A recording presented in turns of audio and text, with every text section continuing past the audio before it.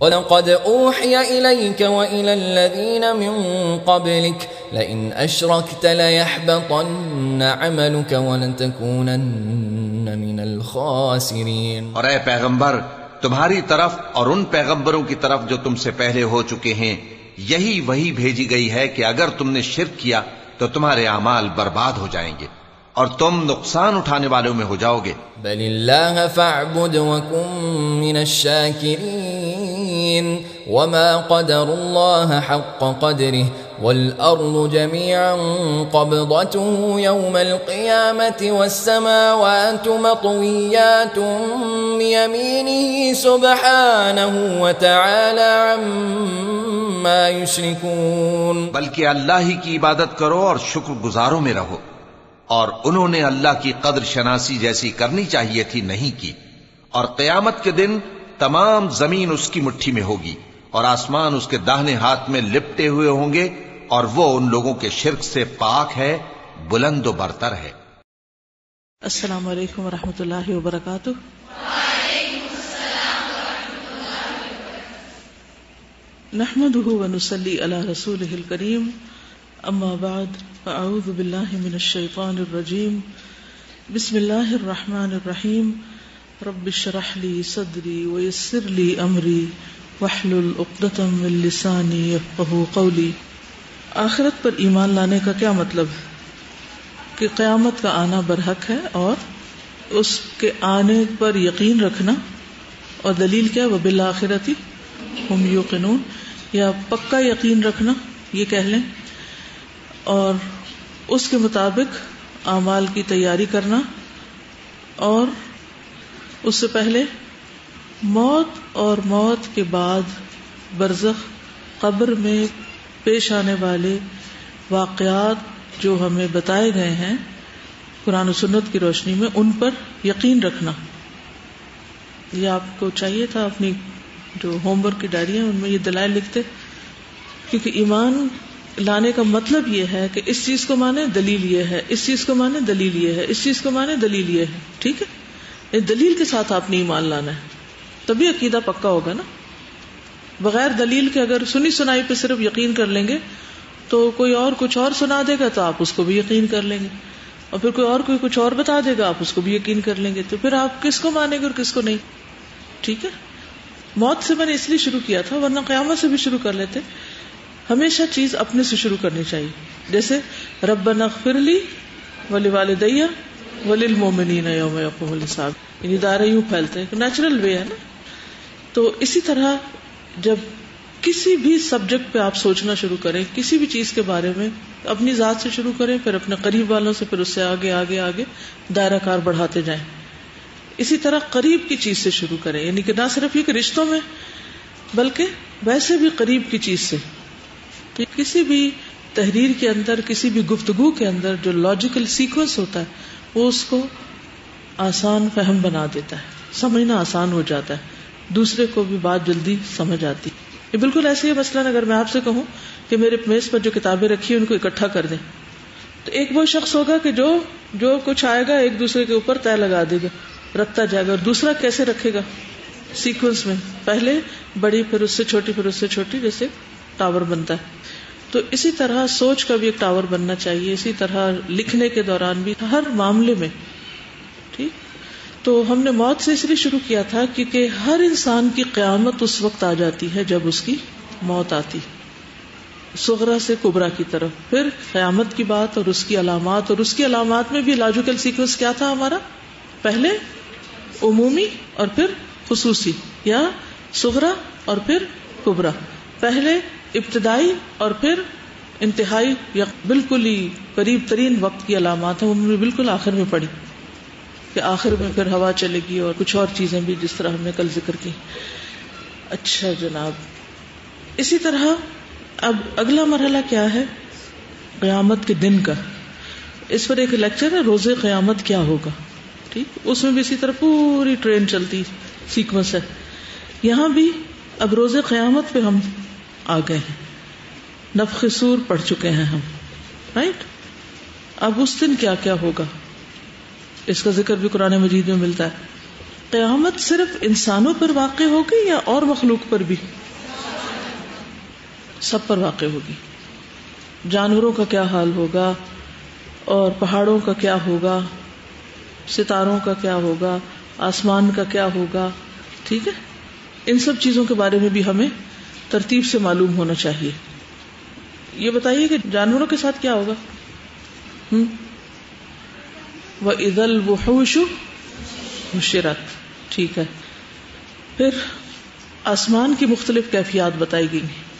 مثلا آسمان پھٹ جائے گا. فَإِذَا انشَقَّتِ السَّمَاءُ فَكَانَتْ وَرْدَةً كَالدِّهَانِ. جس دن آسمان پھٹ جائے گا اور وہ تلچھٹ کی طرح سرخ ہو جائے گا. رسول اللہ صلی اللہ علیہ وسلم نے فرمایا قیامت کے دن لوگوں کو جب اٹھایا جائے گا، یعنی تیسرا سور پھونک دیا جائے گا، لوگ اٹھ رہے ہوں گے تو آسمان گویا ان پر آگ برسا رہا ہوگا، وہ خود پھٹ چکا ہوگا. وردتن کالدہان. اب یہ قرآن خود بتا رہا ہے اور حدیث اس کی تائید کر رہی ہے. اس کی بندش ڈھیلی پڑ جائے گی. وانشقت السماء فہی یومئذ واہیہ. سورۃ الحاقہ. آسمان پھٹ جائے گا اور اس کی بندش ڈھیلی ہو جائے گی. اور کیا ہوگا آسمان کو؟ وفتحت السماء فکانت ابوابا. اور سورج لپیٹ دیا جائے گا، چاند کو گہن لگ جائے گا، آسمان کو بھی لپیٹ دیا جائے گا، پگھلے ہوئے تانبے کی طرح ہو جائے گا. جیسے وردتن کا دہان ہے، اسی طرح یوم تکون السماء کالمہل. ابھی امیجنیشن سے کام لیں، اب تصور میں لائیں کہ سرخ ہو گیا آسمان، آگ کے گولے جیسے برس رہے ہیں، بندش ڈھیلی پڑ گئی. جب ڈھیلی پڑ جائے گی اللہ عالم اس کی اصل صورت کیا ہوگی، لیکن جس طرح اس وقت ایک بالکل اسموتھ نظر آتا ہے ایسے نہیں ہوگا. کبھی آپ نے دیکھو کہ ٹینٹ لگتا ہے نا، تو جب اس کی رسیاں کسی بھی ہوتی ہیں تو کس طرح اسٹریٹ ہوتا ہے، اور جب وہ رسیاں چھوڑ دی جاتی ہیں تو پھر کیا عجیب سا ڈھیلا سا ہو جاتا ہے. پھر اسی طرح پگھلے ہوئے تانبے کی طرح فیلنگ ہوگی اس میں. پھر آسمان لرزے گا، ہلے گا. یوم تمور السماء مورا. جس دن آسمان تیزی سے لرزنے لگے گا. سورۃ الطور آیت 9. سورج اور چاند کی حالت کیا ہوگی؟ اذا الشمس کورت وجمع الشمس والقمر. سورج اور چاند کو ملا کے ایک کر دیا جائے گا اور چاند بے نور ہو کر رہ جائے گا، کیونکہ چاند کی روشنی اپنی نہیں ہے. کس کی ہے؟ ستاروں کا کیا عالم ہوگا؟ وَإِذَا الْكَوَاكِبُ انتَثَرَتْ. ستارے بکھر کر گر پڑیں گے.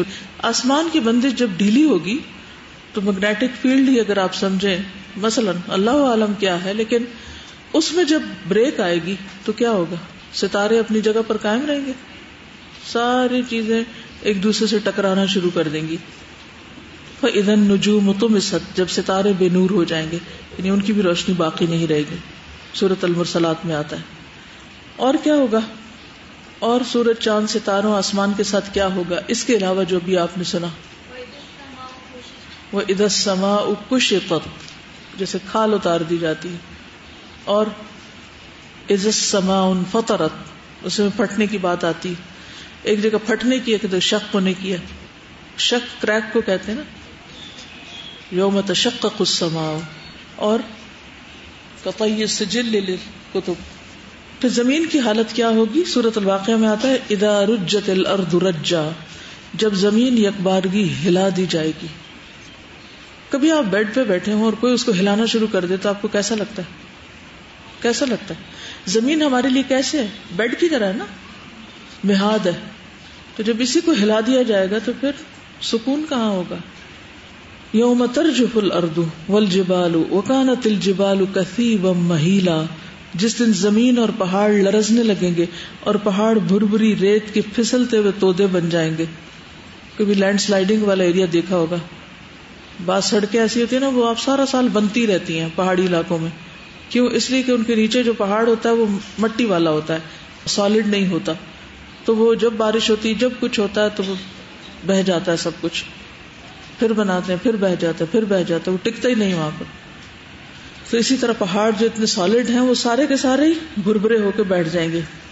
پھر زمین اپنے خزانے باہر نکال دے گی. اذا زلزلت الارض زلزالها واخرجت الارض اثقالها، اور سورۃ الحاقہ میں آتا ہے وحملت الارض والجبال فدکتا دکتا واحدہ، ایک ہی چوٹ میں زمین اور پہاڑوں کو ریزہ ریزہ کر دیا جائے گا، پھر زمین کو پھیلا کر برابر کر دیا جائے گا. فَيَذَرُهَا قَاعًا صَفْصَفًا لَا تَرَىٰ فِيهَا عِوَجًا وَلَا أَمْتًا، پہلے تو توڑ پھوڑ ہوگی، پھر اس کے بعد سب کو لیول کر دیا جائے گا، پورا گراؤنڈ لیول ہو جائے گا جیسے سفید آٹے کی روٹی ہو. اور زمین یا پہاڑوں کے بارے میں کیا آتا ہے؟ پہاڑ چلا بھی دیے جائیں گے. وَتَكُونُ الْجِبَالُ كَالْعِهْنِ الْمَنْفُوشِ، رنگی ہوئی اون کی طرح وہ بادلوں میں جیسے مرغولے اٹھتے ہیں نا، اس طرح رنگین مرغولے اڑ جائیں گے پہاڑوں کے، اس طرح ڈسٹ بن جائیں گے. اور وَسُيِّرَتِ الْجِبَالُ فَكَانَتْ سَرَابًا، ٹھیک ہے. پھر اسی طرح پہاڑوں کا چمکتی ریت بن جانا. وَتَرَى الْجِبَالَ تَحْسَبُهَا جَامِدَةً وَهِيَ تَمُرُّ مَرَّ السَّحَابِ، بادلوں کی طرح ہو جائیں گے. وَبُسَّتِ الْجِبَالُ بَسًّا فَكَانَتْ هَبَاءً مُنبَثًّا، پہاڑ اس طرح ریزہ ریزہ کر دیے جائیں گے جیسے وہ پراگندہ غبار ہیں. یعنی آپ سوچئے کہ آسمان کا کیا حال ہے، پھر پہاڑوں کا کیا حال ہے، پھر زمین کا کیا حال، اور ہم وہی ہیں. ہم زمین سے باہر تو نہیں کہیں ہوں گے نا، وہیں کہیں ہوں گے. پھر سمندروں کی حالت، سمندر بھڑک اٹھیں گے. وَإِذَا الْبِحَارُ سُجِّرَتْ وَإِذَا الْبِحَارُ فُجِّرَتْ، جب سمندر پھاڑ دیے جائیں گے. پھر قبروں سے اٹھنے کا منظر، یوم البعث والبعث بعد الموت، یہ ایمان کا حصہ ہے نا. تو جب زمین آسمان ہر چیز ٹوٹ پھوٹ کا شکار ہو جائے گی، اس وقت انسان بھی زمین سے اٹھائے جا رہے ہوں گے، نکالے جا رہے ہوں گے، اور ہم بھی وہیں کہیں کسی جگہ پر ہوں گے. ہمیں نہیں معلوم ہماری قبر کہاں ہوگی اور کہاں ہم اٹھیں گے، کیونکہ کسی نفس کو نہیں پتا کہ وہ کس زمین پر ہوگا، کہاں موت آئے گی. سب سے پہلے نبی صلی اللہ علیہ وسلم کی قبر شق ہوگی، پھر نبی صلی اللہ علیہ وسلم کے بعد اور لوگوں کا حشر ہوگا. آپ نے فرمایا انا الحاشر، میں حاشر ہوں، قیامت کے دن لوگ میرے قدموں پر اٹھائے جائیں گے، یعنی میرے پیچھے ہوں گے. سب سے پہلے آپ کی قبر کھلے گی، آپ اٹھیں گے، اور اس کے بعد باقی لوگ، اور پھر وہ سب آپ کے پیچھے. پھر انسان کا اپنی ریڑھ کی ہڈی سے اٹھایا جانا، یعنی انسان کے جسم کے سارے اعضاء گل جاتے ہیں سوائے ریڑھ کی ہڈی کے، اور اس سے قیامت کے دن تمام مخلوق دوبارہ بنائی جائے گی. یعنی جیسے بیج باقی رہ جائے اور اس بیج سے دوبارہ اگائیں گے سب. پھر لوگوں کا ننگے بدن اٹھایا جانا. آپ نے فرمایا قیامت کے دن لوگوں کو اٹھایا جائے گا تو وہ ننگے بدن، ننگے پاؤں، بغیر ختنے کے ہوں گے. ان کا پسینہ ان کو لگام ڈالے گا، ان کے کانوں کی لو تک پہنچ جائے گا. سب سے پہلے ابراہیم علیہ السلام کو کپڑے پہنائے جائیں گے. اول من یکسا ابراہیم، صحیح بخاری. میت انہی کپڑوں میں اٹھائی جائے گی جن میں فوت ہوگی. رسول اللہ صلی اللہ علیہ وسلم نے فرمایا جب کوئی آدمی اپنے بھائی کو کفن دینے کا ذمہ دار بنے تو اچھا کفن دے، کیونکہ مردوں کو اپنے کفن میں اٹھایا جائے گا اور اسی لباس میں وہ ملاقاتیں کریں گے. یعنی پہلا حال یہ ہوگا کہ ننگے اٹھیں گے، ہوش نہیں ہوگا. ابراہیم علیہ السلام کو سب سے پہلے لباس بنایا جائے گا، پھر اس کے بعد باقی لوگوں کو. لیکن لباس کیا ہوگا حشر کے دن؟ کفن ہوگا یا جس میں مرے تھے. ابو سعید خدری رضی اللہ تعالیٰ عنہ سے مروی ہے کہ جب ان کی موت کا وقت قریب آیا تو انہوں نے نئے کپڑے طلب کیے، ان کو پہنا. اس کے بعد فرمایا میں نے رسول اللہ صلی اللہ علیہ وسلم سے سنا، آپ فرماتے تھے مردہ اسی لباس میں قبر میں سے اٹھایا جائے گا جس میں اس کی موت واقع ہوئی. یعنی اس پر وہی لباس ہوگا، یعنی جب پہنایا جائے گا. اب یہ دو چیزیں کنٹراڈکٹ نہ کریں، یعنی پہلے تو بے لباس ہوں گے، پھر جب پہنایا جائے گا تو وہی لباس اس کو ملے گا جس میں وہ مرا تھا یا جو اس کو کفن دیا گیا تھا. کیسا ڈریس پہن کے رکھنا چاہیے؟ مثلا مردوں کو ریشم پہننے سے منع کیا گیا ہے. عورتوں کو کون سا لباس پہننے سے منع کیا گیا؟ جو باریک ہو، سی تھرو ہو، ٹائٹ ہو، مردوں جیسا ہو. تو اگر ایسے لباس میں موت آ گئی، اسی لباس میں پھر اللہ کے سامنے جا کے کھڑے ہوں گے. اگر ہمارا لباس ساتر ہی نہیں، حیا ہی نہیں، کیا منہ دکھائیں گے اللہ کو؟ اصل میں لباس ہر ایک اپنی چوائس کا پہنتا ہے، کوئی کسی کو زبردستی تو نہیں پہناتا. کوئی کر سکتا ہے کسی کے ساتھ زبردستی؟ نہیں. اگر کوئی زبردستی پہنانے کی بھی کوشش کرے تو آپ کہتے ہیں مجھے نہیں پسند، میں نہیں پہن سکتا. چھوٹے چھوٹے بچے ضد کر کے اپنی مرضی کے لباس پہنتے ہیں.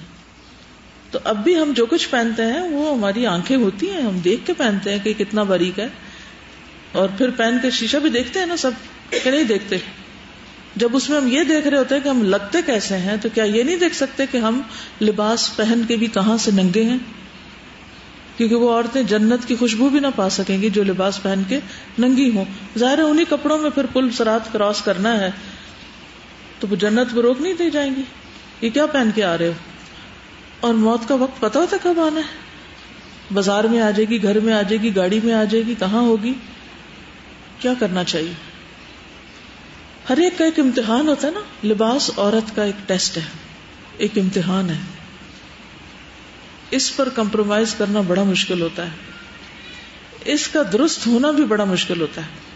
اب یہ تو نہیں ہوگا کہ دنیا میں آپ ایک خاص اسٹائل سے رہیں جس میں نہ آپ کا سر پورا ڈھکا ہو، نہ آپ کا جسم پورا ڈھکا ہو، اور قیامت کے دن کوئی اچانک اور لا کے آپ کو جلدی سے اچھا لباس پہنا دے. ہو سکتا ہے یہ؟ امپاسبل. تو کس کو خیال رکھنا ہے؟ کوئی آپ کو مجبور بھی کرے تو اسے کہ نہیں بھائی I'm sorry، میں یہ نہیں کر سکتی، میں نے مرنا اور خدا کے سامنے کھڑے ہونا ہے، میں اس لباس میں اللہ کے سامنے نہیں کھڑی ہو سکتی. لیکن پتہ نہیں، یا تو ہماری عقل کوئی نہیں، یا ہمیں سمجھ نہیں آتی بات، یا ہم واقعی نہیں کرنا چاہتے، اور نہ ہمیں اپنے مرنے نہ جی اٹھنے کسی چیز کا کوئی فکر ہے ہی نہیں. کیا ہونا چاہیے؟ مشکل کیا ہے؟ کیا چیز رکاوٹ ہے؟ جو لباس ہم پہنتے ہیں اس کے مقصود تو ہماری اپنی نمائش یا اپنا آپ منوانا یا اپنی شہرت ہوتی ہے اور اپنی خواہش ہوتی ہے. اس وجہ سے ہم سوچتے نہیں ہے کہ ساتر ہے یا نہیں، بس پہن لیتے ہیں جو اچھا لگے. اپنے لیے تھوڑی پہنتے ہیں ہم کہ ہمارا کیا بنے گا، ہم تو دوسروں کے لیے پہنتے ہیں کہ دوسرے ہمیں کیا کہیں گے. تو وہ سارے دوسرے کہاں ہوں گے قیامت کے دن؟ وہ آئیں گے ہماری مدد کرنے جن کی خوشی کے لیے ہم یہ سب کچھ کرتے رہے. ذرا سوچے انسان کس کی خوشی کے لیے کر رہا ہے یہ سب کچھ. اور آپ کو پتہ یہ سب بنیادی طور پر شیطان ہی کا جال ہے، کیونکہ اس نے سب سے پہلے جو انتقام لیا تھا جس شکل میں آدم اور حوا سے، وہ کیا تھا؟ ان کو بے لباس کیا تھا. لباس کا اٹیک سب سے پہلے ہوتا ہے. یہ آج کل کے زمانے میں اتنا بڑا مسئلہ ہے کہ جو پیس آف کلاتھ آپ کے جسم کے اوپر ہے نا، وہی آپ کی آئیڈینٹی. جس نے ذرا کوئی ایسا ویسا کپڑا جو سٹائل یا اس کے حساب سے نہ ہو، اس کو ہم یہ کہتے ہیں پینڈو ہے، اس کو پتہ ہی کچھ نہیں ہے. یعنی کہ چاہے وہ جتنا مرضی پڑھا لکھا یا وہ جو مرضی ہو انٹلیکچولی، آپ اس کو اس کے یعنی کہ ججمنٹ کا کرائیٹیریا صرف اور صرف کپڑے ہیں. اور آپ کو پتہ ہے کہ ایسے کپڑوں میں تو نماز بھی نہیں ہوتی جو دن میں 5 دفعہ ہمیں پڑھنی ہوتی ہے. قیامت کے دن جو سارا آپ نے منظر بتایا نا کہ آسمان بھی ختم ہو جائے گا، زمین بھی ختم ہو جائے گی، یہ اس چیز کی علامت ہے کہ انسان جن چیزوں کے اوپر ڈپینڈ کرتا ہے وہ اس وقت ختم ہو جائیں گی، اور اس وقت جو ڈر کی کیفیت ہوگی، اس کے بعد انسان ننگے اٹھیں گے، اور اس کے بعد بھی انسان کو ویسا لباس ملے تو کیا اس وقت حالت ہوگی. ڈر کی کیفیت عام طور پر ہم چھپنے کی اور یعنی کپڑا لپیٹنے کی کوشش کرتے ہیں نا. گرمیوں میں تو یوزلی لوگ کم ہی لباس پہنتے ہیں، تو اب ان کو بہت زیادہ ریجیڈیٹی لگے گی یہ بات کہ اگر ہم انہیں کہیں کہ سر پہ دوپٹہ لے کے رکھیں گرمی میں. دیکھیے کہ جب تک کوئی بنیاد نہیں ہوگی نا تو عمارت نہیں بن سکتی. یہ اصول ہمیشہ یاد رکھیے. کسی بھی چیز کی اگر بنیاد نہیں تو عمارت نہیں. تو عمارت بنانے سے نہ شروع کریں، بنیاد بنانے سے شروع کریں. پہلے ان کو یہ بتائیں کہ ہم آئے کہاں سے ہیں، کس کی زمین پہ رہ رہے ہیں، جانا کدھر ہے. اگر ایمان اس پہ ہے کہ اللہ نے بنایا ہے، اللہ خالق مالک ہے، اور اللہ ہی کے پاس واپس جانا ہے، اور اللہ ہی کی زمین پہ رہ رہے ہیں، تو پھر کس کی مرضی کے مطابق رہنا چاہیے. آپ کسی یونیورسٹی میں ہوتے ہیں، کسی ہاسٹل میں ہوتے ہیں، کہیں پر بھی ہوتے ہیں، تو کس کی مرضی کے مطابق رہتے ہیں؟ اپنی یا وہاں کی مینجمنٹ کی؟ وہاں کی مینجمنٹ کی. تبھی آپ کو وہاں جگہ ملتی ہے نا. اور اگر آپ رولز فالو نہیں کریں تو کہتے ہیں اپنے گھر جائیں. تو اگر اللہ کی زمین پر اللہ کی مرضی کے مطابق نہیں رہتے، یعنی سمپل سی لاجک ہے نا، اللہ ہی کو ناراض کر کے ہم دنیا سے جاتے ہیں، تو پھر کیا کریں گے؟ تو پہلے بیسک بات کریں، اس کے بعد اس کے اوپر بلڈ کریں کہ پھر اگر اللہ کو خوش کرنا تو کیا کیا کرنا ہوگا. کھانے کے اعتبار سے، سونے کے اعتبار سے، عبادت کے اعتبار سے، لباس کے اعتبار سے. It's not the only single issue. یہاں میں اس وقت اس لیے ہائی لائٹ کر رہی ہوں کہ قرآن پڑھ کے بھی اگر ہم نے خود کو ڈھانکنا نہیں شروع کیا تو کیا چیز ہم کو سکھائے گی. عقیدہ پڑھ کے بھی اگر ہمیں یقین ہی نہیں ہے کہ یہ سب کچھ ہوگا اور ہم کیا بنے گا ہمارا، تو پھر کیا ہوگا. لیکن کسی بھی نئے شخص سے آپ صرف لباس سے نہیں شروع کریں گے. پہلے بیسک، ابھی جو میں نے شروع میں بات کی نا کہ بالکل لاجیکل سیکوینس کے ساتھ چلیں، اسٹیپ بائی اسٹیپ آگے بڑھیں، چھوٹی چیز سے، بیسک چیز سے لے کے پھر اوپر اٹھیں. اب تو یہ ظاہر بات ہے سائنسی تحقیق سے بھی ثابت ہے کہ سن کا جو ڈائریکٹ ایکسپوجر ہے وہ انسان کی سکن کے لیے کتنا نقصان دہ، اور جو لوگ اگر اپنے آپ کو کور نہیں بھی کر رہے تو وہ بھی سن پروٹیکشن کریمز اور یہ سب اس کی تہیں چڑھانی پڑتی ہیں، اس لیے کہ اپنے آپ کو بچانا ہے. تو جب ایک نیچرل طریقہ اللہ تعالیٰ نے اور اس کے رسول صلی اللہ علیہ وسلم نے ہمیں بتایا ہے، وہاں پہ بھی یہی اصل میں کہا جا رہا ہے کہ اپنے آپ کو کور رکھو. دوسری بات ہے کہ مرد حضرات تو گرمیوں میں بھی پورا ہی لباس پہنتے ہیں، اور ان کو وہی گرمی ان کے لیے بھی ہوتی ہے، وہی ہمارے لیے بھی ہوتی ہے. بھاری بوٹ پہن کے بھی لوگوں کو گرمی نہیں لگتی. تو جہاں میل اسٹوڈینٹس ہوتے ہیں وہ ان کا لباس وہی ہوتا ہے، فیمیل کا چینج ہو جاتا ہے بس. تو یعنی سامنے بھی اگر ہم دیکھیں تو عقلی طور پر بھی اتنی چیزیں ایسی نظر آ رہی ہیں. اور وہ صرف گرمی کا مسئلہ نہیں ہے، مسئلہ کچھ اور ہے اس کے پیچھے جس کو ہم سمجھنے کی کوشش نہیں کر رہے. خود کو بھی دھوکہ دیتے ہیں، دوسروں کو بھی بے وقوف بناتے ہیں. شادیوں کے موقع میں بے شک سیگریگیشن ہے، تو تب بھی ابھی مجھے ایک دم سے احساس ہوا کہ اگر اس جگہ پر کسی کی موت آ جائے تو ایون برائڈ اس کو کس طرح کے کپڑے پہنائے ہوئے ہوتے، اگر اس جگہ پہ کسی کی موت آ جائے تو اگر یہ موت یاد رہے نا تو پھر تم واقعی سیدھے ہو جائیں، پھر تم تنہائی میں بھی کوئی برا کام نہ کریں. وہی تو یاد نہیں ہوتی، اسی سے تو بے خوف ہیں. سنن نبی داؤد کی روایت ہے، لما حضرہ الموت دعا بثياب جدد فلبسها ثم قال سمعت رسول اللہ صلی اللہ علیہ وسلم يقول ان المیت یبعث فی ثيابه التي يموت فيها. ٹھیک، جس ڈریس میں انسان مرتا ہے اس میں اٹھایا جاتا ہے. جیسے آگے ابھی آپ دیکھیں گے کہ جو حج کو جا رہا ہوتا ہے اور احرام پہنے ہوتا ہے تو اس کو کیا کہا جاتا ہے، اسی حالت میں ہے. اسی طرح دوسری روایت جو ہے کفن کے بارے میں ہے کہ جو کوئی کفن دینے کا ذمہ دار بنے تو اچھا کفن دے، کیونکہ مردوں کو کفن میں اٹھایا جائے گا. ٹھیک ہے، اب یہ دونوں چیزیں ہیں، کفن بھی ہوگا اور یہ بھی. اب آپ دیکھیں کہ جب ہم باہر نکلتے ہیں تو صرف قمیض شلوار تو نہیں ہم نے پہنی ہوتی نا، اس کے اوپر کیا پہنا ہوتا ہے، کوئی چادر وادر لی ہوتی.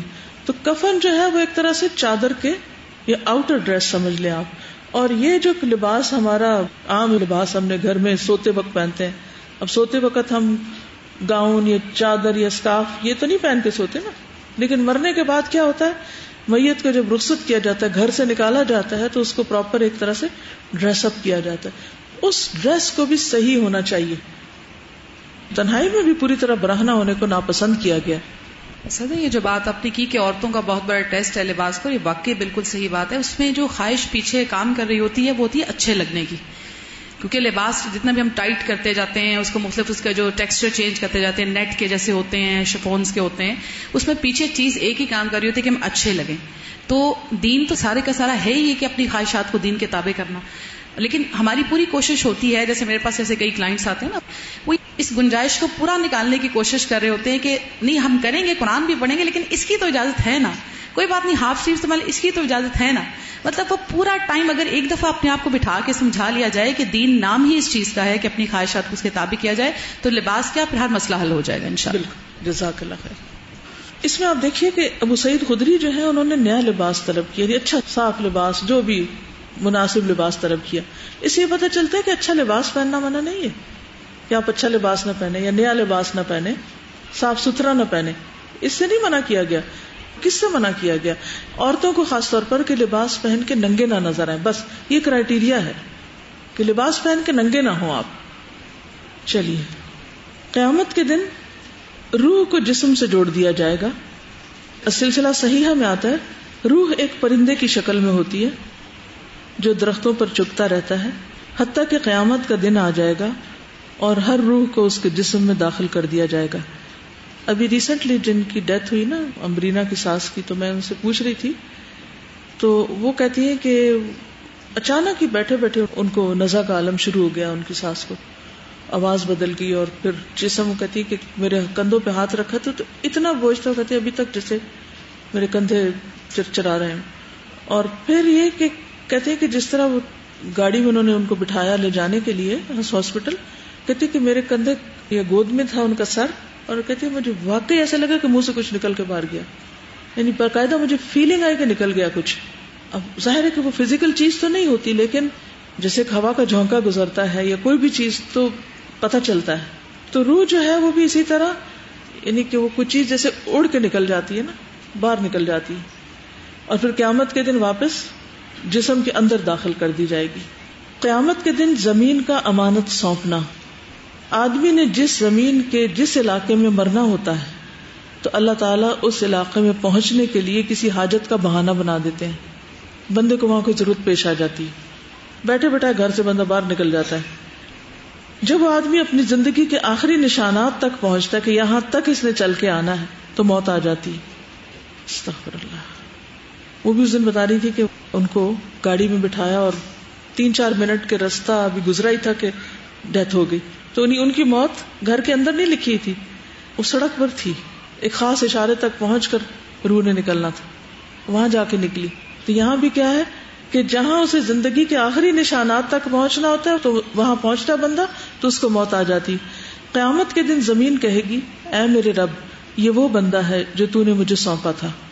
یعنی انسان پھر اسی زمین میں جیسے دفن ہوتا ہے اور پھر زمین وہاں سے اپنی امانت دے دیتی ہے کہ یا رب یہ آپ نے میرے ذمے کیا تھا، یہ ہے، اب واپس لے لیں.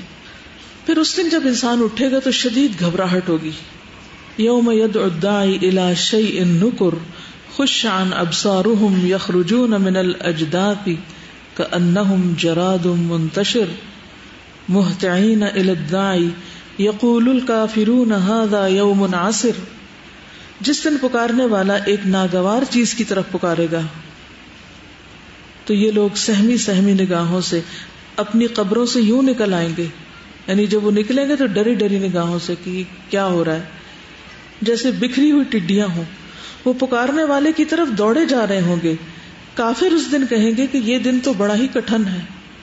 یوم یخرجون من الاجداث سراعا کأنہم الی نصب یوفضون خاشعۃ ابصارهم ترہقهم ذلہ ذلک الیوم الذی کانوا یوعدون. المعارج 43-44. جس دن وہ اپنی قبروں سے نکل کر اس طرح دوڑے جا رہے ہوں گے جیسے اپنے بتوں کی طرف دوڑ رہے ہوں، آستانوں کی طرف دوڑ رہے ہوں. ان کی نگاہیں جھکی ہوئی ہوں گی، ذلت ان پہ چھا رہی ہوگی. یہی وہ دن ہے جس کا ان سے وعدہ کیا جاتا تھا. سب کے سب اپنے رب کی طرف جا رہے ہوں گے. وَنُفِخَ فِي الصُّورِ فَإِذَا هُم مِنَ الْأَجْدَاثِ إِلَى رَبِّهِمْ يَنْسِلُونَ. یعنی کدھر دوڑ رہے ہوں گے؟ جدھر ان کا رب ان کو بلائے گا اس کی طرف دوڑ رہے ہوں گے. نیت کے مطابق اٹھائے جائیں گے. ابن ماجہ کی روایت ہے انما یبعث الناس علی نیاتہم. لوگ اپنی نیتوں پر اٹھائے جائیں گے. اس کا کیا مطلب ہے؟ کیا مطلب ہے نیت پر اٹھائے جائیں گے؟ جو کچھ بھی ہم کر رہے ہیں نا ان سب کے پیچھے ایک نیت ہے، بنیاد ہے. ہم کیوں کر رہے ہیں؟ تو قیامت کے دن اعمال بس اتنے ہی ہوں گے یا ویسے ہی ہوں گے جس نیت کے ساتھ کیے ہوئے ہوں گے. موت والی حالت پر اٹھنا، اس لیے اچھا خاتمہ کتنا ضروری ہے. اس وقت لباس بھی ٹھیک ہو، جگہ بھی ٹھیک ہو، اور نیت بھی ٹھیک ہو، اور حالت بھی ٹھیک ہو. نبی صلی اللہ علیہ وسلم نے فرمایا کہ جو شخص جس حال میں فوت ہوگا اسی حال میں اٹھے گا. صحیح مسلم کی روایت ہے یبعث کل عبد علی ما مات علیہ. جس دین پر، جس عمل پر، جس کام پر، جس حال میں مرے گا، جو کچھ کرتے ہوئے مرے گا وہی پکارتا وہ اٹھے گا. جابر رضی اللہ عنہ کہتے ہیں میں نے نبی صلی اللہ علیہ وسلم کو یہ فرماتے ہوئے سنا ہے کہ قبر میں ہر شخص کو اسی حال پر اٹھایا جائے گا جس پر وہ مرا ہوگا.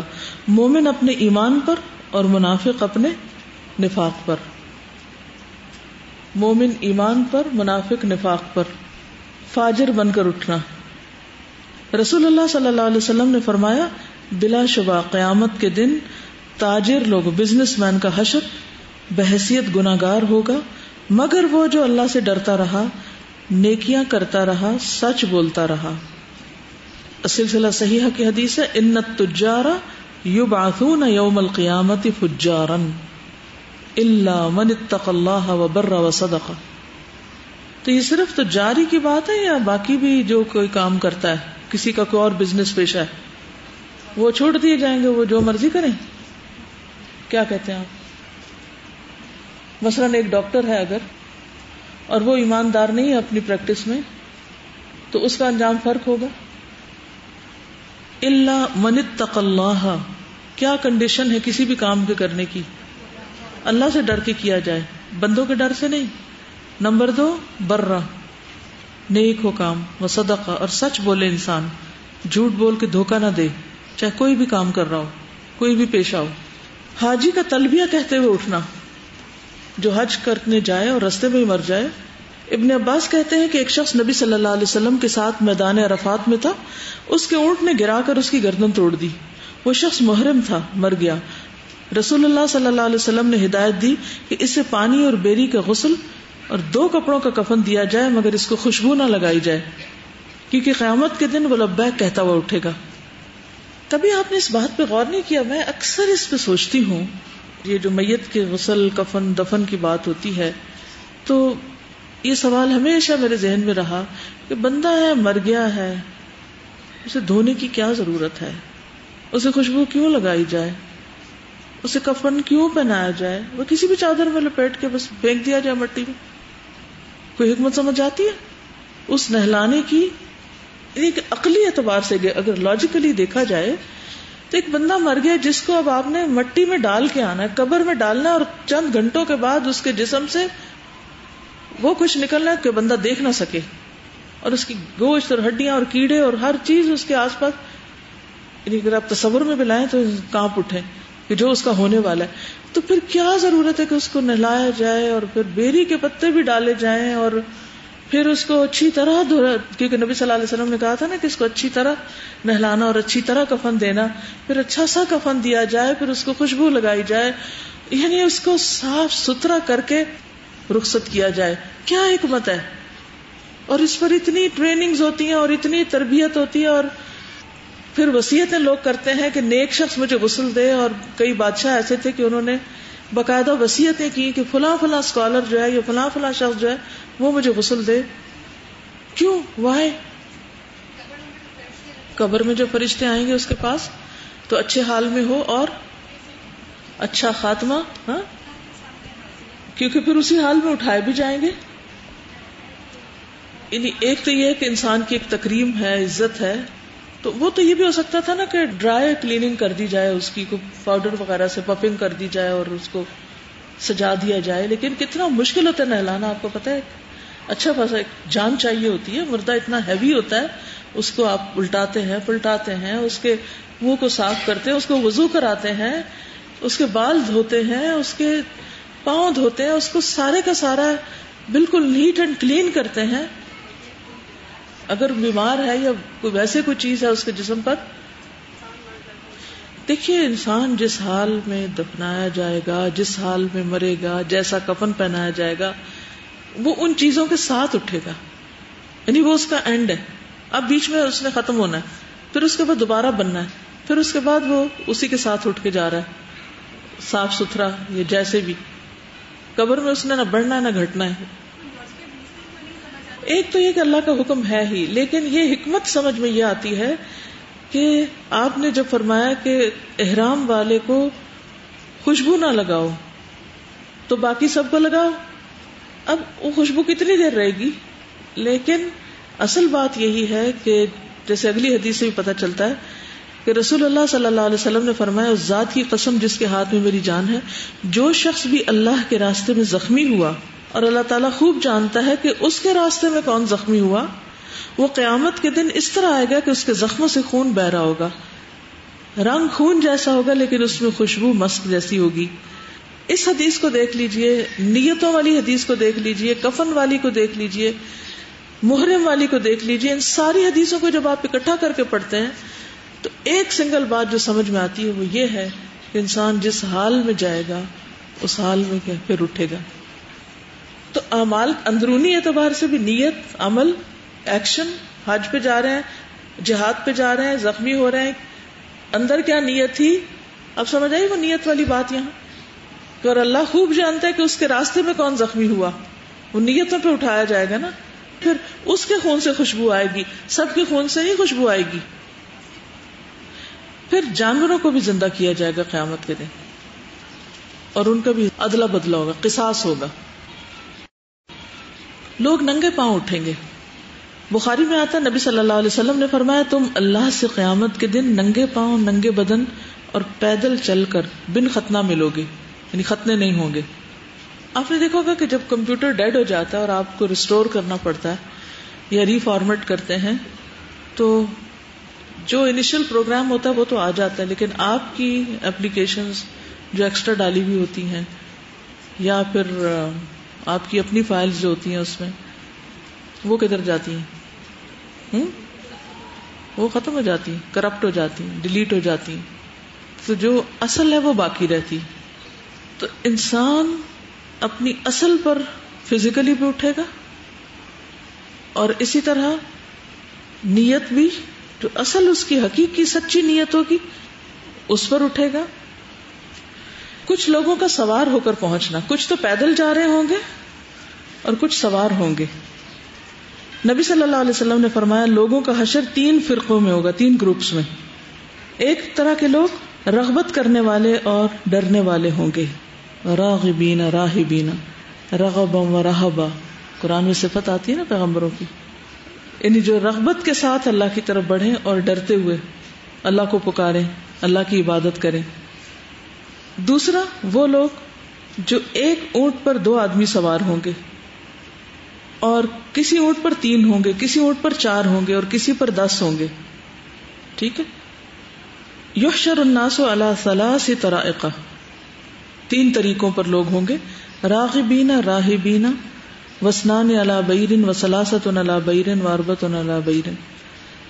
اور یہ جو راغبین راہبین ہوں گے یہ کچھ ایک پہ 2، ایک پہ 3. اور دنیا میں بھی آپ دیکھیں کچھ لوگوں کے پاس اپنی الگ گاڑی ہوتی ہے، کچھ کے شیئرڈ ہوتی ہے، کوئی پبلک ٹرانسپورٹ پہ ہوتا ہے.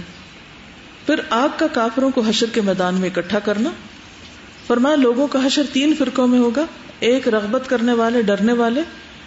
دوسرا ایسے لوگوں کا کہ ایک اونٹ پر 2 آدمی سوار ہوں گے، کسی پہ 3، کسی پہ 4، کسی پہ 10، یعنی سوار ہونے والوں کا. اور باقی لوگوں کو آگ جمع کرے گی. اہل شرک کا یہ تیسرا فرقہ ہوگا. جب وہ قیلولہ کریں گے تو آگ بھی ان کے ساتھ وہاں ٹھہرے گی. جب وہ رات گزاریں گے تو آگ بھی وہاں ان کے ساتھ ٹھہرے گی. وہ صبح کریں گے تو صبح کے وقت بھی آگ موجود ہوگی، شام کریں گے تو شام کے وقت بھی آگ موجود ہوگی. ایک گروہ تو وہ بتایا گیا ہے کہ جو پیغمبر ہیں یا اللہ کے چنے ہوئے لوگ ہیں ان کا تو اسپیشل ٹریٹمنٹ ہوگا. دوسرے وہ جن کو خاص سواریاں مل جائیں گی. اور تیسرے وہ کہ جو جانا نہیں چاہیں گے ادھر تو ان کے ساتھ آگ ہوگی کہ وہ ان کو ادھر لے جائے گی. ایک بات اور بھی سمجھ آ رہی ہے کہ قیامت کے دن انسان کو جہاں اس کے حساب کی جگہ وہاں تک چل کے جانا پڑے گا یا سفر کرنا پڑے گا. اور گروپس میں بھی لوگ جا رہے ہوں گے. میرے سامنے تو جب میں یہ پڑھ رہی تھی تو مجھے تو حج کا منظر ہی نظر آ رہا تھا. بار بار حج کا خیال آ رہا تھا مجھے. وہاں پر کچھ لوگ پیدل حج کر رہے ہوتے ہیں، کچھ لوگ سواریوں پر ہوتے ہیں اور کچھ لوگ VIP قسم کی سواریوں پر ہوتے ہیں جو بادشاہوں کے مہمان ہوتے ہیں. اور کچھ لوگوں نے اپنے پیکج بہت اچھے لیے ہوتے ہیں اور کچھ لوگ ایسے ہوتے ہیں کہ جو بیچارے پیدل حج کرتے ہیں، کچھ بھی افورڈ نہیں کر سکتے. اس کا یہ مطلب نہیں کہ بیچارے کا مطلب یہ کہ وہ کوئی نعوذ باللہ عمل یا تقوی کے اعتبار سے، یعنی وسائل کے اعتبار سے. اور کئی لوگ خود آپٹ کرتے ہیں. آپ کو پتہ یہ مجھے پچھلے دنوں کسی نے بتایا کہ شیخ شرائم جو ہیں یہ کسی گروپ کسی کے ساتھ حج نہیں کرتے، وہ اپنا سامان خود اٹھا کے پیدل جاتے ہیں تاکہ وہ بیچارے تو نہ ہوئے. اتنا بڑا اللہ نے ان کو اعزاز دیا ہے، حرم کی امامت کرتے ہیں لیکن اپنی خوشی سے پیدل جاتے ہیں اکیلے، اللہ کو یاد کرتے جاتے ہیں، چلتے جاتے ہیں. تو یہ تو ہر ایک کی اپنی چوائس ہے. لیکن میں صرف بتا رہی ہوں کہ جو گراؤنڈ ریالٹی ہے کہ یہ گروپس بہرحال موجود ہیں دنیا میں بھی، لیکن یہی گروپ وہاں نہیں ہوں گے. اس طرح وہاں کے گروپس فرق ہوں گے. حج گروپس ہوتے ہیں نا، اور جب آپ بکنگ کرا رہے تو بھی پوچھتے کون سا پریمیم پیکج چاہیے، کون سا چاہیے، جتنا پے کرو گے اتنا ہی. تو وہاں کی کرنسی کیا ہے آخرت کی؟ اعمال. اس کے مطابق کچھ لوگ چہرے کے بل اٹھائے جائیں گے. ایک صحابی نے کہا اللہ کے نبی صلی اللہ علیہ وسلم روز محشر کافروں کو ان کے چہرے کے بل کس طرح جمع کیا جائے گا؟ چہرے کے ساتھ کیسے چلیں گے؟ فرمایا وہ ذات جس نے انہیں دنیا میں 2 پاؤں پہ چلایا، کیا وہ اس پہ قادر نہیں کہ قیامت کے دن انہیں چہرے کے بل چلا دے؟ قتادہ نے کہا ضرور ہے، ہمارے رب کی عزت کی قسم، بے شک وہ منہ کے بل چلا سکتا ہے. پھر منہ کے بل گھسٹ کر میدان تک جا پہنچنا. نبی صلی اللہ علیہ وسلم نے فرمایا تم قیامت کے دن پیدل اور سوار اٹھائے جاؤ گے، اور کچھ لوگ ایسے بھی ہوں گے جنہیں منہ کے بل گھسیٹا جائے گا. کبھی کسی کی لاش کو گھسیٹے جاتے ہوئے دیکھا ہے؟ متکبر چیونٹیوں کی شکل میں ہوں گے، چھوٹے چھوٹے، لیکن ان کی شکلیں انسان جیسی ہوں گی.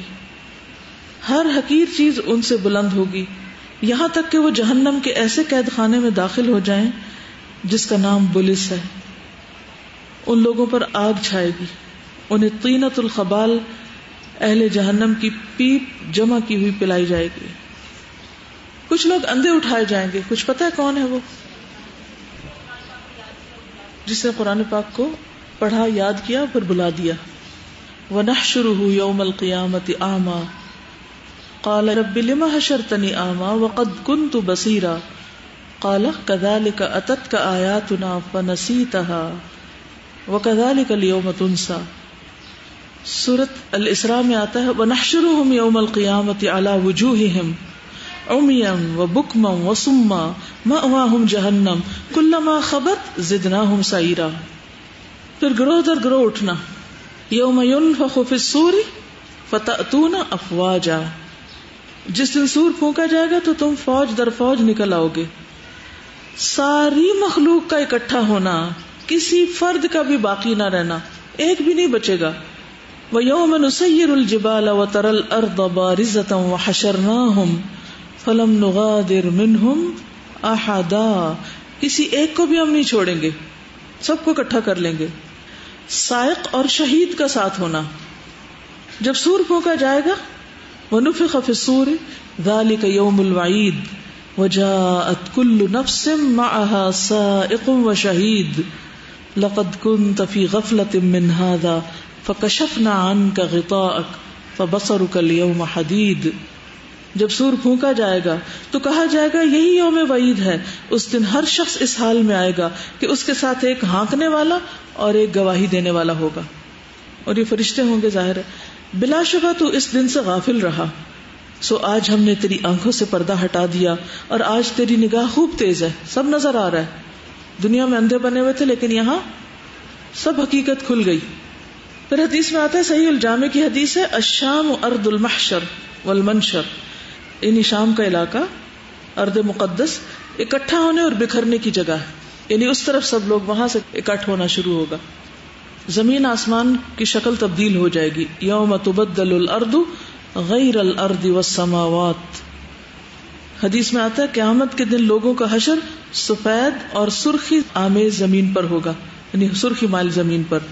جیسے میدے کی روٹی صاف اور سفید ہوتی، اس زمین پر کسی چیز کا کوئی نشان نہ ہوگا.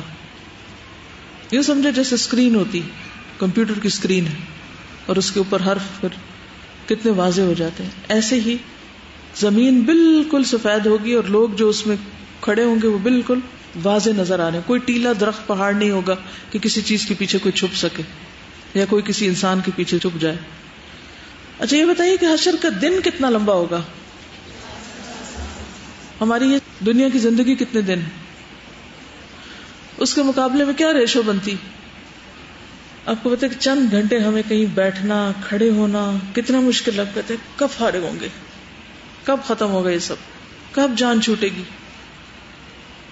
عبداللہ بن عمر کہتے ہیں رسول اللہ صلی اللہ علیہ وسلم نے یہ آیت تلاوت کی، یوم یقوم الناس لرب العالمین، اور فرمایا اس وقت تمہارا کیا حال ہوگا جب اللہ تمہیں 50,000 سال کے لیے اس طرح اکٹھا کرے گا جس طرح تیر کو کمان میں ڈالا جاتا ہے، اور اللہ تعالیٰ تمہاری طرف اتنا عرصہ نظر بھی نہیں کرے گا.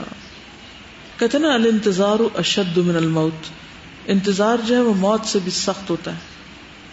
لیکن اس دن کچھ لوگ کہاں انتظار کر رہے ہوں گے، کہاں بیٹھے ہوں گے؟ عرش کے سائے تلے بیٹھے ہوں گے. اور کچھ لوگ چیونٹیوں کی طرح رول رہے ہوں گے، ذلیل ہو رہے ہوں گے. کچھ لوگ اندھے ہوں گے. اب آپ دیکھیے کہ اندھا یعنی جو دنیا میں دیکھ نہ سکے اس کے لیے زندگی اور بھی مشکل ہو جاتی. تو قیامت کے دن بھی کچھ دیکھ نہیں سکیں گے لیکن وہ ہال سارا محسوس کر رہے ہوں گے. نبی صلی اللہ علیہ وسلم نے فرمایا اللہ تعالیٰ اگلوں اور پچھلوں کو کھڑے ہونے کی حالت میں ایک مقررہ دن کے لیے جمع کرے گا. جس کا ایک دن 40 سال کا ہوگا. ان کی آنکھیں پھٹی ہوئی ہوں گی اور اوپر اٹھی ہوئی ہوں گی. وہ مقدمہ کے فیصلوں کا انتظار کر رہے ہوں گے. اب ٹوٹل مدت تو اتنی ہے، لیکن یہاں پر 40 سال کا ذکر بھی آتا ہے، تو ہو سکتا ہے کچھ لوگوں کے لیے وہ کم ہو یا ان کو محسوس کم ہو. مومن کے لیے وہ مدت کم ہو جائے گی، جیسے ایک اور حدیث میں آتا ہے، جیسے سورج ڈھلنے سے غروب ہونے تک، یعنی ظہر سے لے کے مغرب تک کا وقت ہوتا ہے، ان کو جلدی فارغ کر دیا جائے گا. سورج انتہائی قریب ہوگا، ہر ایک کو پسینہ آ رہا ہوگا اور ہر کوئی اپنے اعمال کے مطابق پسینے میں غرق ہوگا.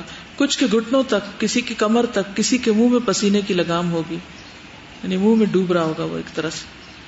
نبی صلی اللہ علیہ وسلم نے فرمایا قیامت کے دن لوگ پسینے میں شرابور ہو جائیں گے.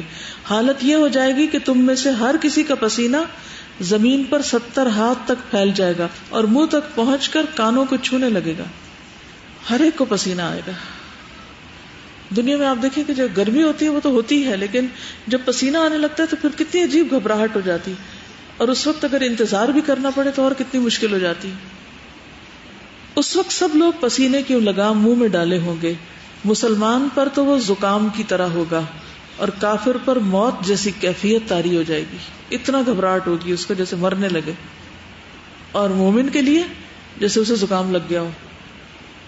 آپ دیکھیے کہ جو زکام کی کیفیت ہوتی ہے وہ بھی آسان ہوتی ہے، جیسے اس میں تو پورا بدن ٹوٹ رہا ہوتا ہے اور جیسے بخار چڑھا ہوا ہے اور کچھ سوج نہیں رہا. اور نبی صلی اللہ علیہ وسلم نے فرمایا تمہیں قیامت کے دن جمع کیا جائے گا اور کچھ لوگوں کو جہنم کی طرف لے جایا جائے گا.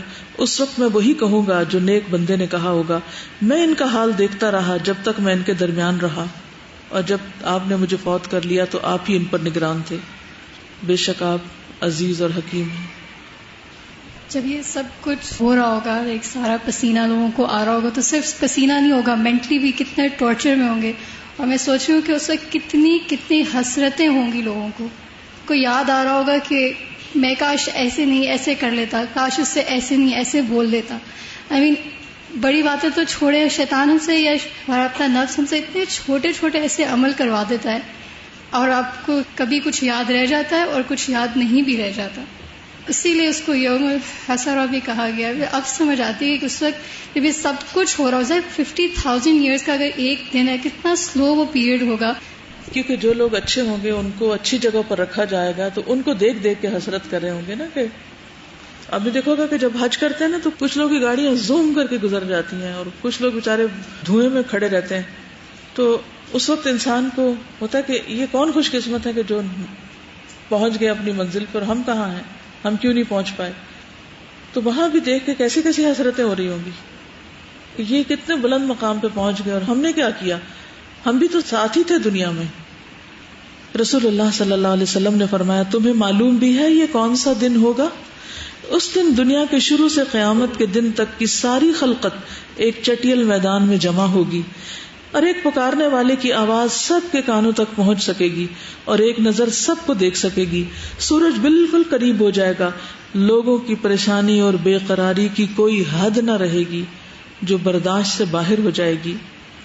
لوگ آپس میں کہیں گے دیکھتے نہیں کہ ہماری کیا حالت ہو گئی ہے، کیا کوئی ایسا بندہ نہیں جو اللہ کی بارگاہ میں تمہاری شفاعت کرے؟ بعض لوگ بعض سے کہیں گے کہ آدم علیہ السلام کے پاس جانا چاہیے. چنانچہ سب لوگ ان کی خدمت میں حاضر ہوں گے، عرض کریں گے آپ انسانوں کے باپ ہیں، اللہ تعالیٰ نے آپ کو اپنے ہاتھ سے پیدا کیا اور اپنی طرف سے آپ نے روح پھونکی، فرشتوں کو حکم دیا، انہوں نے آپ کو سجدہ کیا، اس لیے آپ رب کے حضور میں ہماری شفاعت کر دیں کہ حساب شروع کر دیا جائے. آپ دیکھ رہے ہیں کہ ہم کس حال کو پہنچ گئے. آدم علیہ السلام کہیں گے آج میرا رب انتہائی غضبناک ہے، اس سے پہلے اتنا غضبناک کبھی نہیں ہوا اور نہ آج کے بعد اتنا غضبناک ہوگا. اللہ تعالیٰ نے مجھے ایک درخت سے روکا تھا لیکن میں نے اس کی نافرمانی کی. نفسی نفسی نفسی، مجھے اپنی فکر ہے، تم کسی اور کے پاس جاؤ. ہاں نوح علیہ السلام کے پاس جاؤ. لوگ وہاں جائیں گے، عرض کریں گے اے نوح آپ سب سے پہلے پیغمبر ہیں جو اہل زمین کی طرف بھیجے گئے، اولو العزم پیغمبروں میں سے. آپ دیکھ رہے ہیں ہم کس حال کو پہنچ گئے. حضرت نوح بھی یہی کہیں گے آج میرا رب اتنا غضبناک ہے کہ اس سے پہلے اتنا غضبناک نہ کبھی ہوا اور نہ آئندہ کبھی ہوگا. مجھے ایک دعا کی قبولیت کا یقین دلایا گیا تھا جو میں نے اپنی قوم کے خلاف کر لی. نفسی نفسی نفسی. آج مجھے اپنے ہی نفس کی فکر ہے. تم میرے سوا کسی اور کے پاس جاؤ, ابراہیم علیہ السلام کے پاس جاؤ. لوگ ان کی خدمت میں حاضر ہوں گے, عرض کریں گے اے ابراہیم آپ اللہ کے نبی اور خلیل ہیں, روئے زمین میں منتخب کیے ہوئے ہیں, آپ ہماری شفاعت کیجیے. آپ دیکھ رہے ہیں ہم کس حال کو پہنچ گئے.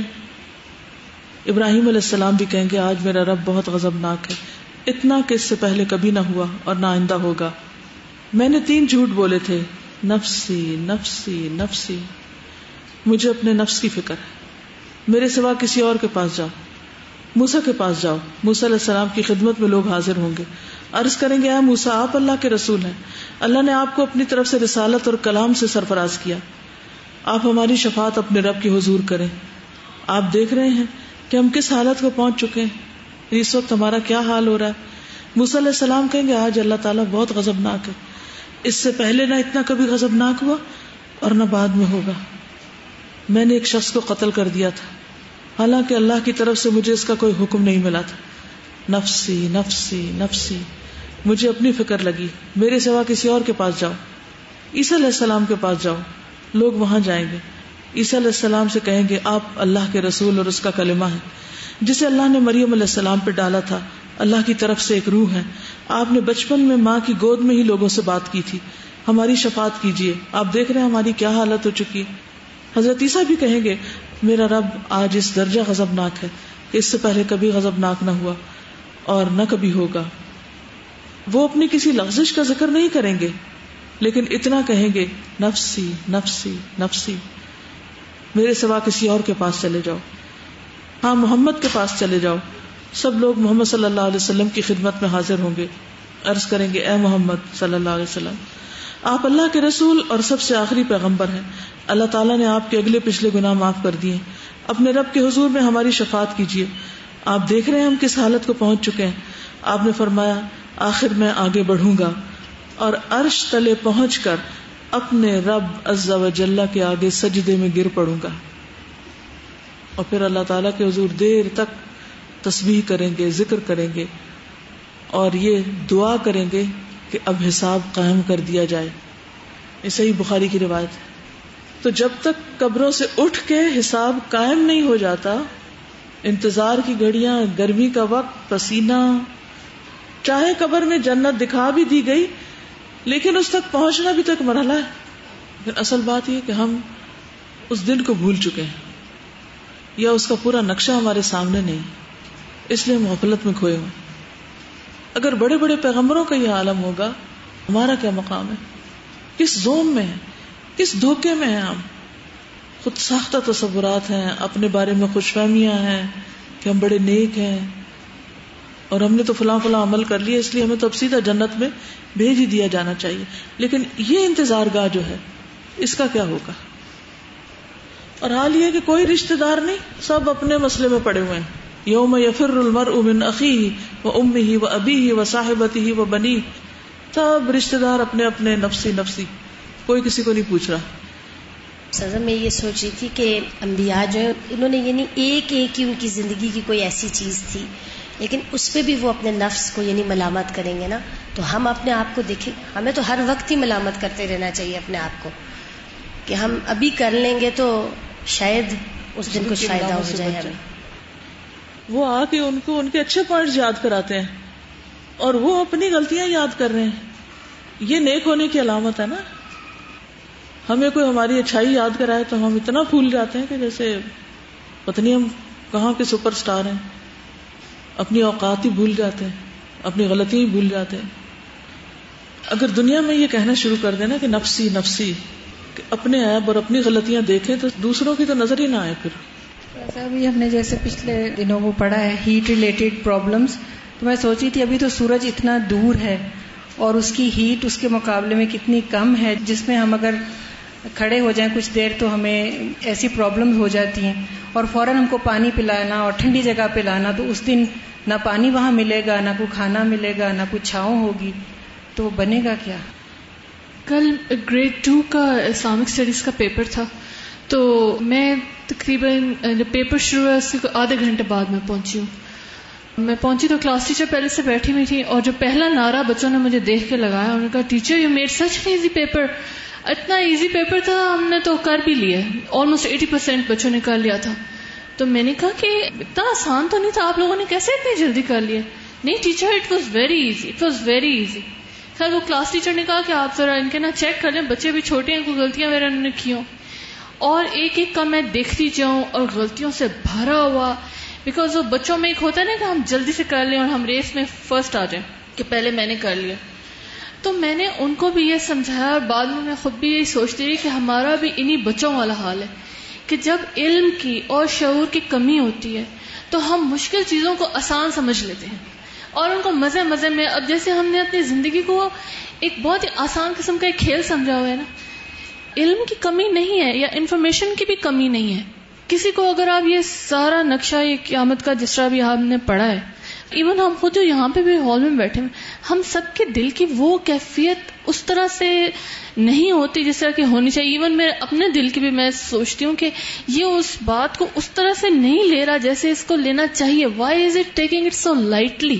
مجھے تو اپنے سے ہمیشہ یہ شکایت رہتی ہے کہ why am I taking this thing lightly, because in the heart of my heart I think that I am going to get away with it, somehow I will do this or that, اور اللہ تعالیٰ نے ایک دم سے بس مجھے وہاں سے straight away کسی طرح سے بغیر حساب کتاب کے تو جنت میں پہنچا دے. We all have this kind of misconception. اور کل جو یہ بات ہو رہی تھی نا کہ ہم نیکیوں میں پیچھے کیوں رہ جاتے ہیں، تو میں اس کے اوپر کانسٹنٹلی سوچتی رہی. تو ایک بہت بڑی وجہ جو مجھے سمجھ آئی وہ یہ کہ ہم اپنے بارے میں بہت ہائے ہم نے اپنا ایک تصور قائم کیا ہوا ہے نیک ہونے کا، جس وجہ سے ہمارے عمل میں ہم کہتے ہیں اچھا اگر آج نہیں پڑھا کوئی بات نہیں، میں کل پڑھ لوں گی، اچھا کل بھی نہیں پڑھا کوئی بات نہیں، میں تو پڑھنے والی ہوں نا، میں تو پھر پڑھ ہی لوں گی اور میں تو کر ہی لوں گی.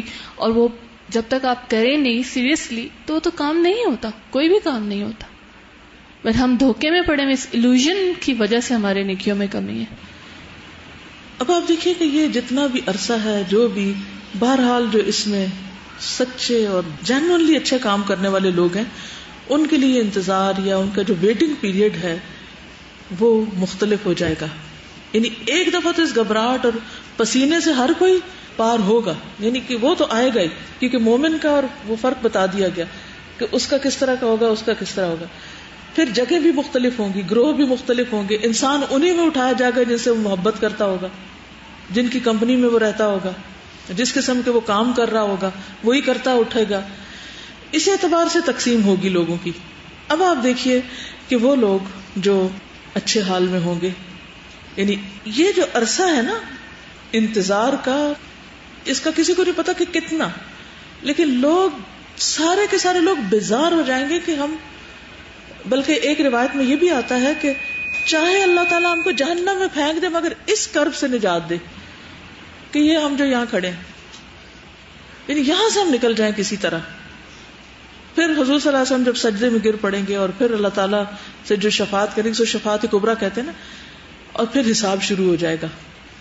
تو وہ ایک طرح سے جیسے چیزیں موو کرنا شروع ہو جاتی. کبھی ٹریفک جام میں آپ لوگ پھنسے ہوں تو آپ نے دیکھا ہوگا کہ اس وقت کیا حال ہوتا ہے، کیا کیفیت ہوتی ہے. انسان کہتا ہے کہ بس مجھے نیچے اتار دو، میں پیدل ہی چلا جاؤں گا، میں یہاں نہیں بیٹھنا چاہتا. اب آپ دیکھیے کہ وہ کون سے عمل ایسے ہیں کہ جن کی وجہ سے حشر کا یہ انتظار اور معاملہ نسبتاً آسان ہو جائے گا. ان اعمال کی طرف توجہ دینے کی ضرورت ہے. نمبر 1، رسول اللہ صلی اللہ علیہ وسلم نے فرمایا جو شخص یہ چاہتا ہو کہ اللہ اسے اپنے عرش کے سائے میں جگہ عطا کرے تو اسے چاہیے کہ تنگ دست مقروض کو مہلت دے یا اس کا قرض معاف کر دے.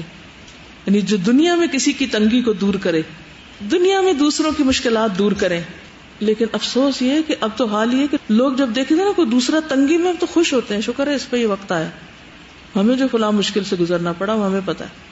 پھر اللہ کی خاطر محبت کرنے والے عرش کے سائے تلے ہوں گے. رسول اللہ صلی اللہ علیہ وسلم نے فرمایا قیامت کے دن اللہ تعالیٰ فرمائے گا میری عظمت کے لیے آپس میں محبت کرنے والے کہاں ہیں؟ آج کے دن میں ان کو اپنے سائے میں رکھوں گا جس دن میرے سائے کے علاوہ کوئی سایہ نہ ہوگا. اس میں آپ دیکھیے کہ اب جب حساب شروع ہو گیا تو اس وقت اللہ تعالیٰ مختلف لوگوں کو اعمال کے مطابق ان کو کوئی مقام، یعنی ان کا سٹیٹس فرق ہونا شروع ہو جائے گا. مہاجرین کا گروہ سونے کے منبر پر ہوگا. یہ کون تھے مہاجرین؟ جنہوں نے اللہ کی راہ میں ہجرت کی. اپنے پورے بھرے بھرے گھر چھوڑ کے مکہ سے مدینہ کی طرف آ گئے، ساری زندگیوں کے سرمایے چھوڑ دیے، صرف اللہ کی خاطر، کوئی دنیا کی چیز نہیں تھی۔ رسول اللہ صلی اللہ علیہ وسلم نے فرمایا مہاجرین کے لیے قیامت کے دن سونے کے ممبر ہوں گے، وہ ان پر بیٹھیں گے اور ہر قسم کی گھبراہٹ سے امن میں ہوں گے، یعنی انتظار کر رہے ہوں گے لیکن اچھی جگہ پر ہوں گے۔ نبی صلی اللہ علیہ وسلم نے فرمایا 7 آدمی ایسے ہیں جنہیں اللہ تعالیٰ قیامت کے دن اپنے عرش کے سائے میں جگہ دے دے گا، جبکہ اس کے عرش کے سائے کے علاوہ کوئی سایہ نہ ہوگا۔ نمبر 1 عادل حاکم، عدل کرنے والا، اور یہ آسان نہیں، کہنا بہت آسان ہے لیکن ہر طرح کے باعث کو چھوڑ کر، اور پھر سب سے بڑا عدل یہ کہ دوسرے کے لیے وہ چاہنا جو انسان اپنے لیے چاہے۔ نوجوان جس نے اللہ کی عبادت میں پرورش پائی، اور یہ کتنا عام طور پہ ہم کہتے ہیں، اگر کوئی مدر یا کوئی بڑا کہتا ہے آپ تو جوانی میں یہ کرتے تھے اور ہمیں آپ کہتے ہیں کہ ابھی سے ہی ٹھیک ہو جاؤ، ہم بھی جب آپ کی عمر کو پہنچیں گے تو یہ سب کر لیں گے۔ لیکن جس نے ارلی ایج میں ہی اپنا راستہ درست کر لیا وہ فائدے میں ہے۔ ایسا شخص جس نے اللہ کو تنہائی میں یاد کیا اور اس کی آنکھوں سے آنسو نکل پڑے، یہ بات بھی مجھے بہت فیسینیٹ کرتی ہے کہ یہ کیوں اتنا بڑا عمل ہے۔ اصل میں یہ سچا ہونے کی علامت ہے کہ کوئی نہیں دیکھ رہا انسان کو، اور انسان صرف اللہ سے باتیں کر رہا ہے اور اللہ کے آگے رو رہا ہے۔ یہ جینوئن شخص ہے، واقعی وہ اپنے گناہوں کو پھر یاد کر رہا ہے، واقعی وہ اللہ کی عظمت کو محسوس کر رہا ہے۔ وہ شخص جس کا دل مسجد میں لگا رہتا ہے۔ چلے اب ہم مسجد تو نہیں جا سکتے لیکن ہمیں نمازوں کا انتظار کتنا رہتا ہے اور مصلی پہ جانا کتنا پسند ہے، کتنی خوشی سے جاتے ہیں ہم اس پر، جو بھی ہمارے گھر میں نماز کی جگہ ہے۔ وہ 2 آدمی جو اللہ کے لیے محبت کرتے ہیں، دیکھیے جب انسان اللہ کے لیے محبت کرتا ہے نا تو وہ ایک مقصد کے لیے محبت ہوتی ہے، وہ اس میں ذات نہیں ہوتی پھر، یعنی آپ کسی انسان سے صرف اس لیے محبت کرتے ہیں کہ وہ اللہ کے قریب ہے، وہ محبت انسان کے لیے بہت فائدہ مند ہے۔ لیکن صرف ٹھپا لگا دینا کہ اللہ کی خاطر محبت ہے اور باقی سارے اپنے نفس کی تسکین ہو تو یہ پھر خود کو دھوکہ دینا ہے۔ اللہ کے لیے جو محبت ہوتی ہے نا اس میں انسان کا ہر دم ایمان بڑھتا ہے، وہ خیر اور بھلائی کے کاموں میں انسان اور آگے جاتا ہے۔ وہ شخص جسے کسی بلند مرتبہ اور خوبصورت عورت نے اپنی طرف بلایا اور اس نے جواب دیا کہ میں اللہ سے ڈرتا ہوں، ایسی آفر کو رد کرنا کہ کسی کو کوئی زنا کی دعوت دے اور وہ کہے میں اللہ سے ڈرتا ہوں، یہ بھی آسان نہیں۔ ہائے اس کا دل ٹوٹ جائے گا اگر میں نے اس کو کوئی رسپانس نہیں دیا۔ اور وہ شخص جس نے اتنا پوشیدہ صدقہ کیا کہ اس کے بائیں ہاتھ کو بھی پتہ نہ چل سکا کہ دائیں ہاتھ نے کتنا اور کیا صدقہ دیا۔ لیکن کتنی دفعہ ایسے ہوتا ہے کہ پوشیدہ صدقہ کر کے پھر منہ سے پھسل جاتا ہے کہ یہ کیا اور وہ کیا۔ صدقے کو پوشیدہ رکھنا یہ بھی ایک بڑا کام ہے۔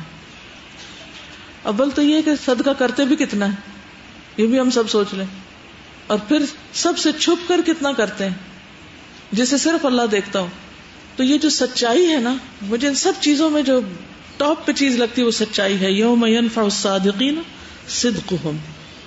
پھر التاجر الامین الصدوق المسلم مع النبیین والصدیقین والشہداء یوم القیامہ۔ نبی صلی اللہ علیہ وسلم نے فرمایا صادق، امین اور مسلمان تاجر قیامت کے دن انبیاء، صدیقین اور شہداء کے ساتھ ہوگا۔ نبی صلی اللہ علیہ وسلم نے فرمایا قیامت کے دن اللہ تعالیٰ کے افضل بندے وہ ہوں گے جو کثرت سے اللہ کی تعریف کرنے والے ہیں، لیکن ہمیں اپنی تعریف سے تو فرصت ملے، یا بچوں کی یا ادھر کی یا ادھر کی یا انسانوں کی، اس سے تو ہم فارغ ہوں تو پھر اللہ کی بھی کریں کسی وقت۔ افضل عباد اللہ تعالی یوم القیامت الحمادون۔ ایک اور جگہ پر فرمایا خیار عباد اللہ عند اللہ یوم القیامت الموفون المطیبون۔ قیامت کے دن اللہ کے نزدیک بہترین بندے وہ ہوں گے جو وفا کرنے والے، اچھے انداز میں ادائیگی کرنے والے، قرض لیا تو احسن طریقے سے واپس کیا، ذمہ داری لی تو احسن طریقے سے پوری کی، قرآن کا سایہ حاصل کرنے والے۔ ایک تو وہ ہے نا جو دنیا میں دلہن کو قرآن کے نیچے سے گزار دیتے ہیں، یا لوگوں کو کوئی سفر پہ جا رہا ہو تو اس کو قرآن کے نیچے سے گزارتے ہیں۔ اور ایک حقیقی سایہ کس کے پاس ہوگا؟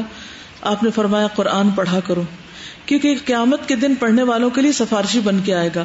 اور 2 روشن سورتوں کو پڑھا کرو، سورۃ البقرہ اور آل عمران، کیونکہ یہ قیامت کے دن اس طرح آئیں گی جیسے دو بادل ہوں یا دو سائبان ہوں یا دو اڑتے ہوئے پرندوں کی قطاریں ہوں، اور وہ اپنے پڑھنے والوں کے بارے میں جھگڑا کریں گی.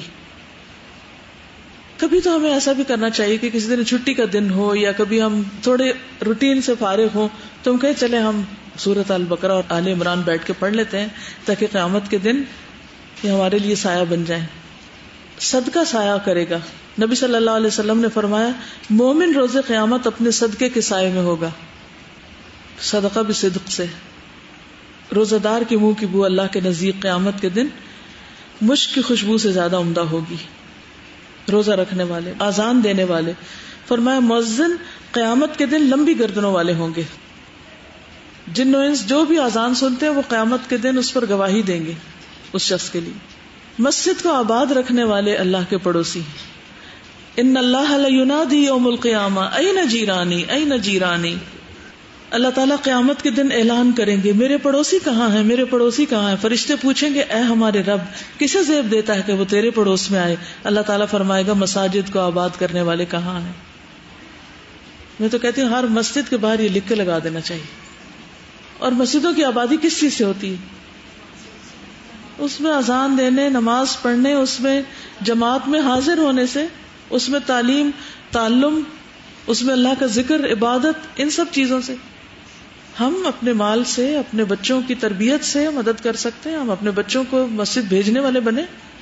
وہ کوئی بھی بہانہ کرے. آپ دیکھیے کہ ایک دفعہ وہ ہک ہو گئے نا پھر نہیں مشکل ہوگی. شروع میں ضرور مشکل ہوگی، بہت بہانے بھی کریں گے، اور وہ جو بھی وجہ بتاتے ہیں وہ ساری دور کرنے کی کوشش کر کے. مثلا راستے میں لائٹ نہیں ہے، وہ کہتے ہیں اندھیرا ہے، ڈر لگتا ہے، لائٹ لگوا دیں آپ راستے میں. صاف نہیں ہے مسجد، صفائی کا انتظام کرا دیں. آپ کو پتہ ہے کہ دبئی میں لاسٹ رمضان میں ایک نیو مسلمز کا گروپ تھا، اچھی خاصی اپنی اپنی جابز پر. ان لوگوں نے کیا کیا کہ جتنے بھی اسلامک سینٹرز اور جیسے مسجدیں اس طرح کی جگہ ہیں ان کو جا کے صاف کیا، اور اتنی اچھی طرح ایک جگہ کی صفائی کی. خواتین ہیں، اب دن کو تو مرد نہیں ہوتے مسجد میں. اب اگر کوئی اسی طرح کے گروپس تشکیل دیے جائیں کہ جس میں مسجدوں کی باقاعدہ، یعنی ہم نہیں کہتے کہ ساری مسجدیں ہم کچھ کریں، مگر اپنے ایریے کی مسجد کا تو اہتمام کر سکتے ہیں. اگر پینٹ نہیں، پینٹ کا ایک ڈبہ لے جائیں، جا کے خود کر دیں، مزدور ہائر کر کے کروا دیں. کارپیٹ کی صفائی کر دیں، وہ مشین لے جائیں اور اس کو فریش کر دیں. اب رمضان آنے والا ہے، اگر ہم سب اس پر سوچیں کہ کسی ایک مسجد کی صفائی میں حصہ ڈلوا دیں، خود شریک نہ بھی ہو سکیں، اپنے بچوں کو کہہ دیں، پیسے دے دیں، کچھ کریں تاکہ نمازی جب آئیں تو وہ اچھے سے فریش ہو کر پوری یکسوئی سے نماز پڑھ سکیں. اور پھر خود بھی اہتمام کریں تراویح وغیرہ میں شریک ہونے کو. کچھ امن میں کچھ خوف میں.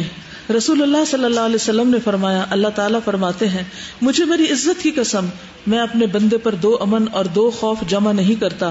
اگر میرا بندہ دنیا میں مجھ سے امن میں رہا تو میں اسے اس دن خوف میں مبتلا کروں گا جس دن اپنے بندوں کو جمع کروں گا، اور اگر وہ دنیا میں مجھ سے ڈر گیا تو لوگوں کے جمع ہونے والے دن میں اسے امن دوں گا.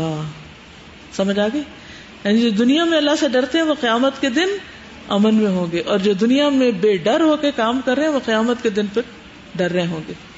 ہر غلط کام کرتے وقت یہ سوچنا چاہیے نہیں بھائی مجھے تو اللہ سے ڈر لگتا ہے، میں نہیں کر سکتا. یہ اپنی جو تھنگس ٹو ڈو کی لسٹ ہے نا وہ ایک طرف بنا لیا کیجیے، اس میں اپنے ٹاسک لکھ لیں کہ میں نے کسی نہ کسی مسجد کی کوئی نہ کوئی خدمت ضرور کرنی. تو بہتر یہ ہے کہ اپنے ایریے کی، اپنے قریب کی جو مسجد ہے اس کے لیے کچھ کریں. پچھلے رمضان سے پہلے نا ہم نے اس طرح کا ایک پروگرام بنایا، اور تو الحمدللہ جو مسجد کا خواتین کا ایریا تھا وہ پورا اوپر سے لے کر نیچے تک ایک ایک چیز اس کی کلین کی، اور واش روم سارے، ان کی دیواریں، جتنی بھی چیزیں تھیں، اور الحمدللہ جتنے لوگ تھے یعنی سب نے اپنا جو سامان تھا اس سے بھی اپنا حصہ ڈالا، اور پھر عملی طور پر شامل ہوئے. اور وہ اتنا اچھا ایک اس کو کرنے کے بعد بھی الحمدللہ جو ایک خوشی اور ایک سکون کی کیفیت تھی کہ اللہ کے گھر میں یہ کیا ہے. بالکل. یہ جو ہمیں ڈپریشن ہوتا ہے یا ہمیں گھبراہٹ اٹھتی ہے یا دل پریشان رہتا ہے، ان سب کا علاج بھی یہی ہے کہ فزیکلی کوئی ایسا کام جا کے کریں کہ جس سے آپ واقعی فیل کریں کہ آپ نے کچھ کیا ہے. کیونکہ ہم بعض اوقات ذہنی کام صرف کرتے رہتے ہیں نا، پڑھتے پڑھاتے رہتے ہیں تو لگتا ہے جیسے کچھ کیا نہیں. یعنی کہ فزیکل ایفرٹ جو ہوتی ہے وہ انسان کے اندر بہت بڑی تبدیلی لاتی ہے. صحابہ کرام جو ایک جنگ کے بعد ایک میں شریک ہوتے تھے اس کی وجہ سے ان کی پرسنالٹیز بالکل فرق تھی. اس میں کوئی ڈسکریمنیشن نہیں تھی کہ یہ تو بہت پڑھا لکھا ہے تو یہ نہیں جائے گا اور یہ نہیں ہوگا. جب ضرورت ہوتی تھی سب شریک ہوتے تھے. تو کسی کو بھی اپنے آپ کو اس سے مبرہ نہیں سمجھنا چاہیے کہ میری تو بڑی ہستی ہے اور مجھے تو اس قسم کا کام کرنے کی ضرورت نہیں. یعنی جہاں جو بھی کر سکے ہر کوئی اپنے لیے سوچے. سبحانک اللہم و بحمدک نشہد ان لا الہ الا انت نستغفرک و نتوب الیک. السلام علیکم و رحمۃ اللہ وبرکاتہ.